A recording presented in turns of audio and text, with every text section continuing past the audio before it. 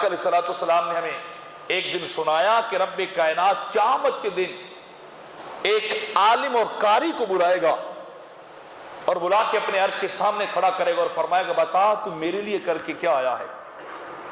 تو عالم دین اور وہ قاری فوری کہے گا مالک میں نے بڑی تقریریں کی، میں نے بڑی دین کی تبلیغ کی تھی، میں نے دن رات محنت کی تھی کہ دین کی تبلیغ، دین کا پیغام پہنچایا جائے۔ تو رب کائنات فرمائے گا تو جھوٹ بولتا ہے، میری بارگاہ میں کھڑے ہو کے تو نے وہ تبلیغ اور تقریر میرے لیے نہیں کی تھی، وہ تو لوگوں کی واہ واہ کے لیے کی تھی، لوگوں سے اپنی تعریف کروانے کے لیے تو نے تقریر اور تو نے وہاں تبلیغ کی تھی، میرے لیے بتا کیا کر کے آیا ہے؟ تو اس وقت وہ عالم لاجواب ہو جائے گا۔ جب وہ لاجواب ہوگا تو حکم ہوگا اسے الٹا گھسیٹتے ہوئے جہنم لے جاؤ۔ یہ بدبخت اس لائق تھا کہ دنیا میں اپنی تعریفوں اور اپنی واہ واہ کے لیے، اپنی علمیت کو جھاڑنے کے لیے تقریریں کرتا رہا، اس کے سامنے اور مد نظر ہم نہیں رہے تھے۔ جب اس کو بھیجا جائے گا پھر دوسرے کو بلایا جائے گا، ایک بہت سخی اور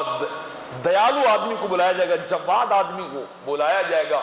اور بلا کے رب کائنات اس سے پوچھے گا بتاؤ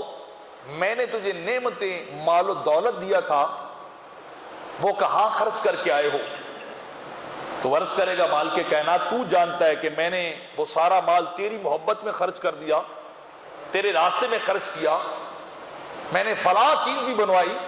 میں نے فلاں یتیم کی مدد کی، فلاں بیوہ کی مدد کی، کسی غریب اور فقیر کی سے تعاون کیا، کسی صاحب درد کے درد کو دور کرنے کے لیے دوائی کے پیسے دیے۔ رب کائنات فرمائے گا تو جھوٹ بولتا ہے میرے سامنے کھڑا ہو کر، تو نے کچھ بھی نہیں کیا ہے۔ تو بندہ کہے گا مالک تو جانتا ہے، تو دلوں کے رازوں کو جانتا ہے، میں سب کچھ کر کے آیا ہوں۔ تو رب کائنات فرمائے گا وہ تو نے اپنی تعریف کے لیے کیا تھا کہ لوگ کیا کریں گے، میری تعریف کریں گے، فلاں بڑا سخی آدمی ہے، بڑا درد مند آدمی ہے، بڑا درد دل رکھنے والا ہے۔ تو وہ تو لوگوں کی تعریفوں کے لیے سب کچھ کر کے آئے تھے، میرے لیے کیا کر کے آئے ہو؟ اس وقت انسان کی زبان گنگ ہو جائے گی، زبان پہ تالا لگے گا، انسان کے بعد جواب نہیں بن پائے گا۔